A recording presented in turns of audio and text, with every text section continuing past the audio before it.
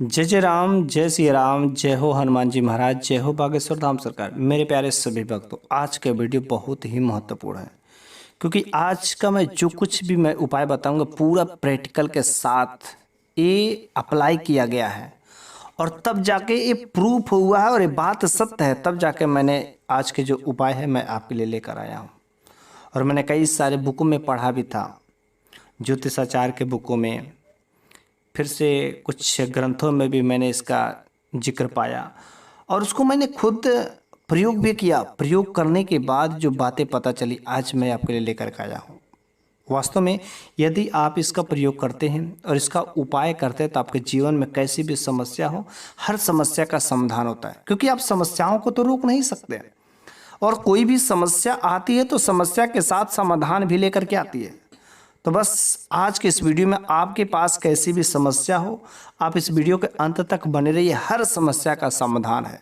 बस भगवान पर भरोसा करके, हनुमान जी महाराज का नाम लेकर के आप इन उपायों को कर डालिए। आपके जीवन में धन संबंधी समस्या हो, संतान सुख हो, व्यापार हो, नौकरी संबंधी हो, व्यापार कुछ भी हो, कैसी भी समस्या हो, कठिन से कठिन समस्या हो, सारे के सारे जो परेशानियों का जड़ आज से खत्म हो जाएगा। बस करना क्या है आपको, आज की जो मैं वीडियो में जो कुछ भी मैं उपाय बताऊंगा ध्यान से समझना है, सुनना है, उसको नोट भी कर लीजिए और यदि आप उन उपायों को करते हैं तो विश्वास करके आप हनुमान जी महाराज पर, भगवान पर भरोसा करके एक बार कर लीजिएगा, सारे के सारे समस्याओं को जड़ से ख़त्म कर देगा। लेकिन उन उपायों को बताने से पहले मेरी एक छोटी सी रिक्वेस्ट है कि यदि आप बागेश्वर बाबा के भक्त हैं तो कम से कम वीडियो को लाइक कर दीजिए। और हमेशा मैं माता लक्ष्मी से प्रार्थना करूंगा कि हमारे जो भी भक्तगण मेरे वीडियो को देखते हैं तथा मेरी बातों को सुनते हैं उनके घर में आप धन्य धान हमेशा बरसाते रहिएगा। तो चलिए हम उन उपायों को जान लेते हैं। सबसे पहले की बात है, चाहे पुरुष हो या महिला हो, सभी लोग पढ़ सकते हैं। कुछ लोग हैं जो बूढ़े बुजुर्ग हो गए होंगे, वे लोग पर्स नहीं रखते, लेकिन जितने भी लोग पर्स रखते हैं अपने पर्स में, अपने बटुआ में एक छोटा सा चीज़ जरूर रखना चाहिए। और रह गई बात क्या चीज़ है, पीपल का पत्ता, नहीं तो तुलसी का पत्ता या बेलपत्र, क्योंकि पीपल, तुलसी या बेलपत्र ये लोग देवतांग वृक्ष हैं। कुछ ऐसे भी वृक्ष होते हैं जिस पर देवताओं का निवास होता है। तो पहला पीपल हो गया, तुलसी का पत्ता हो गया, बेलपत्र, इन तीनों में से कोई भी पत्ता आपको जरूरी रखना चाहिए। लेकिन आपको वैसे नहीं रखना है। सबसे पहले आपको पीपल का पत्ता या तुलसी का पत्ता, बेलपत्र का पत्ता कोई भी लीजिए और आप उस पर ओम का निशान बनाना है। लेकिन ओम का निशान किससे बनाना, पेन या पेंसिल से नहीं बनाना है, रक्त चंदन से बनाना है। रक्त चंदन का कलर लाल कलर का होता है और लाल कलर जो है माता लक्ष्मी को बहुत ही प्रिय होता है। इस वजह से आप लाल चंदन से ही बनाने का कोशिश करें। अगर बाय चांस लाल चंदन आपको नहीं मिलता है तो सफ़ेद चंदन से आप बना सकते हैं, क्योंकि सफ़ेद रंग जो है शांति का प्रतीक होता है। तो शांति का आपके जीवन में हमेशा बना रहेगा। अगर आपको ना तो रक्त चंदन ही मिल रहा है ना तो सफ़ेद चंदन ही है तो सिंपल सा आप क्या करिए, सिंदूर से आप जो स्वास्तिक बना दीजिए या ओम बना दीजिए, क्योंकि स्वास्तिक और ओम जो है ये शुभ चिन्ह होते हैं जिसमें दैवी शक्तियों का ये चिन्ह माना जाता है। और आप उस पर बनाने के बाद इन पत्तों पर, पीपल के या तुलसी के या बेलपत्र के पत्तों पर ओम बनाने के बाद इन पत्तों को क्या करना, धूप में रखा कर सुखा लेना है। और सूखने के बाद आपको इस पत्ते को उठा करके अपने पर्स में रख लेना है। ठीक है, ये जब तक पत्ता आपके पर्स में रहेगा आपके साथ में कभी कोई भी निगेटिव एनर्जी अर्थात नकारात्मक शक्तियाँ नहीं आ सकती, छू भी नहीं सकती हैं। आप इस पत्ते को चाहे तो 15 दिन 20 दिन बाद, जो हफ्ता 2 हफ्ता पर यदि आपको पुराना लग रहा हो गया, टुकड़े टुकड़े हो गए, तो आप इन पत्तों को बदलता रहिए। यदि आप इस उपाय को करते हैं तो आपके साथ में जो बेफिजूल खर्चे होते हैं बिना मतलब का, समझ ही नहीं आता पैसा आया और चला गया कैसे, कैसी भी बीमारियां हों आपके साथ में जो निगेटिव एनर्जी की वजह से हो रही हो, सारे के सारे समस्याओं को वह आपके साथ में जो होने वाली थी जड़ से ख़त्म कर देगा। ओके, अगला नंबर की यदि आप उपाय चाहते हैं तो बहुत ही सिंपल सी बात है, आप जो प्रत्येक सोमवार को, ठीक है, प्रत्येक सोमवार को आपको मीठा दूध चढ़ाना है। ठीक है, कहाँ पर चढ़ाना है आपको, नीम का पेड़ होता है, क्योंकि नीम का जो पेड़ होता है उस पेड़ पर जो है नौ दुर्गा की शक्तियाँ जो निवास करती हैं, अर्थात सातों बहन जो होती है, सातों बहनें उस पर जो ऐसा माना जाता है झूला झूलती है। नवरात्रि में उस नौ दुर्गा का ही बहुत ही महत्व होता है। जो नीम का जो पेड़ होता है उस पर जो देवियाँ जो क्या करती है, निवास करती हैं। तो नीम का वृक्ष जो बहुत ही देवतांग वृक्ष होता है, देवियों का वृक्ष माना जाता है। ठीक है, कहीं कहीं पर कुछ लोग इसे निमौनी देवी भी कहते हैं। तो नीम का वृक्ष में साक्षात जो है देवियों का आशीर्वाद होता है। तो इस वजह से प्रत्येक सोमवार को, ठीक है, मीठा दूध चढ़ाना। मीठा दूध मतलब मीठा और दूध नहीं, मतलब आपको कच्चा दूध लेना है, गाय का दूध लेना है। यदि आपको अच्छा देसी गाय का दूध मिलती है तो बहुत अच्छा है। यदि गिर गाय का मिल जाए तो भी बेहतर है, नहीं मिले तो सिंपल सा कोई भी गाय का दूध मिल जाए। आपको गाय का दूध कच्चा लेना है, उसको गर्म नहीं करना है। उसमें आपको 5 दाने मिश्री के डाल करके घोल लेना है। ठीक है, घोलने के बाद आप जो उस मीठा दूध को ले जा करके नीम के जड़ में डाल देना है। ठीक है, नीम के जड़ में क्या कर देना है, डाल देना। अब इसका परिणाम क्या मिलता है, इसका परिणाम आपको जो वो साथ में देवियों का जो है आशीर्वाद हमेशा प्राप्त होने लगता है।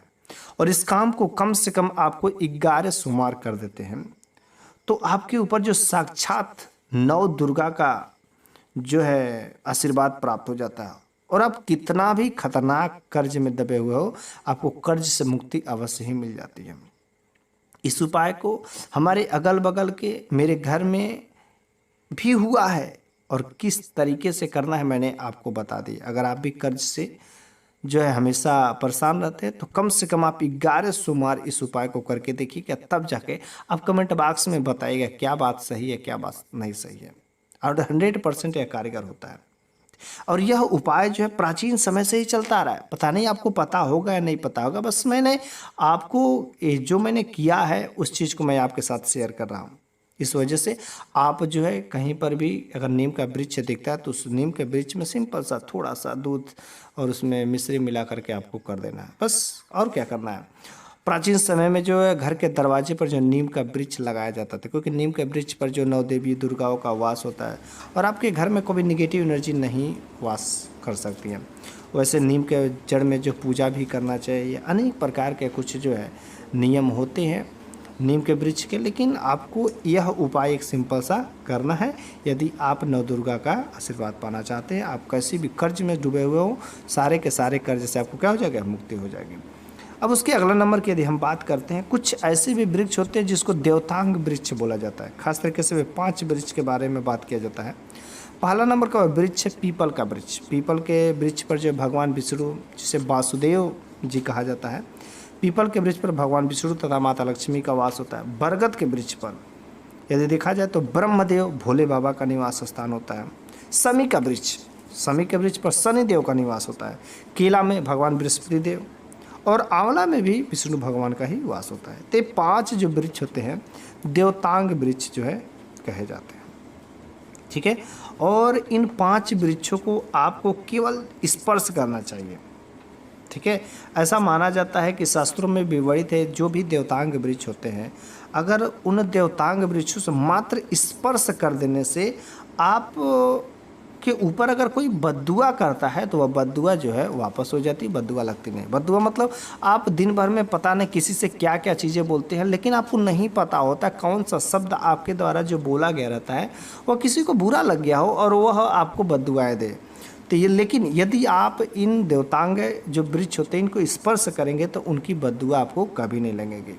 उसके साथ साथ में पूर्वकृत दोष रहते हैं, जो पहले आपने कुछ कर्म कर दिया, छोटे छोटे कर्म जो रहते हैं, अगर कुछ गलत हो गए रहते हैं अनजाने में, तो उनका भी क्या हो जाता है, माफ़ हो जाता है। ठीक है, सब सारे सारे खत्म हो जाते हैं। तो इस वजह से आप जो है इन देवतांग वृक्षों को कम से कम जरूर ही स्पर्श करना चाहिए। अगर आपके दरवाजे पर हो तो बड़ी अच्छी बात है, कम से कम एक बार स्पर्श जरूर कर लेना चाहिए। और शनि देव को प्रसन्न करने के लिए कुछ लोग क्या करते हैं, पीपल के वृक्ष में जल डालते हैं, वहाँ पर जो है सरसों के तेल का दीपक जलाते हैं, मिट्टी का दीपक बना करके। ठीक है, शनिदेव को प्रकोप को कम करने के लिए बहुत ही अच्छा उपाय है। वैसे वृक्षों में जो देवी देवताओं का वास जो है बहुत ही पुराने प्राचीन समय से ही चला रहा है। इस वजह से वृक्षों को खास तरीके से पूजा की जाती है। केला में हो गया, आंवला में हो गया, पीपल का हो गया, तुलसी का हो गया, ये सभी जो देवतांग जो है पेड़ पौधे हैं। ठीक है, और इन जो मैंने खास 5 पौधे के बारे में बताया कि जो स्पर्श करने की बात है, वो जो खास त्यौहार का दिन होते हैं ना, उस दिन तो कम से कम छू ही लेना चाहिए। वहाँ पर जाकर के आपको पूजा पाठ भी करना चाहिए। जैसे कौन कौन से खास त्यौहार के दिन होते हैं, एकादशी हो गया, पूर्णिमा का हो गया, नवमी में 9 दिन हो गया, सावन के महीने हो गए, कृष्ण जन्माष्टमी हो गया, कुछ खास जो दिन होते हैं, दिवाली, दशहरा, एक खास दिन में कम से कम इन वृक्षों को जरूर ही स्पर्श करना चाहिए। क्योंकि खास दिनों में स्पर्श करने से क्या होता है कि आपके ऊपर जो है साक्षात जो देवी देवताओं का आशीर्वाद आपके साथ में चलने लगता है और आपके जीवन में अगर कोई संकट आने भी वाला रहता है तो वह संकट पहले से ही विमुख हो जाता है और आपके जीवन में हमेशा खुशियाँ बनी ही रहती हैं। इस वजह से हम सभी को इन उपायों को भगवान का नाम लेकर के जरूर ही करना चाहिए।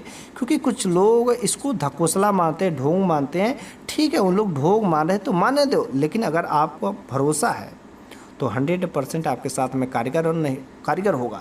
अगर आपको भरोसा ही नहीं, ढोंग मानते हो, तो आपके साथ ढोंग ही होगा। और कितने लोग इस उपायों को करके हमेशा अनेक प्रकार के समस्याओं से मुक्त हो जाते हैं।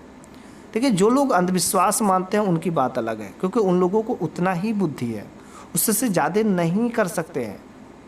लेकिन वास्तव में भगवान नाम की चीज़ होती है और इस वजह से भगवान पर भरोसा जरूर ही करना चाहिए।